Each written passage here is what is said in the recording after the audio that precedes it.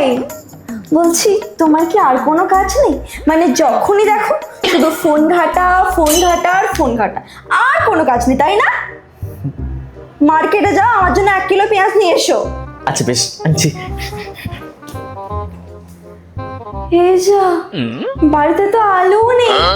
ওকে phone করলে তো আবার রেগে যাবে। কি করবো? আইডিয়া, ওকে বলবো যে তোমাকে পেঁয়াজের সাথে আলু আনতে বলেছিলাম, তুমি এত ফোন ঘাটো যে ভুলে গেছো।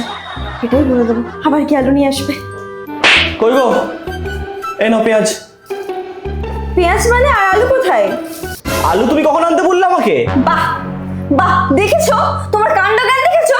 মানে তুমি এত ফোনে ব্যস্ত থাকো না, কি বলবো তোমাকে পেঁয়াজের সাথে আমি 1 কিলো আলু বললাম। দাঁড়াও দাঁড়াও, এক মিনিট।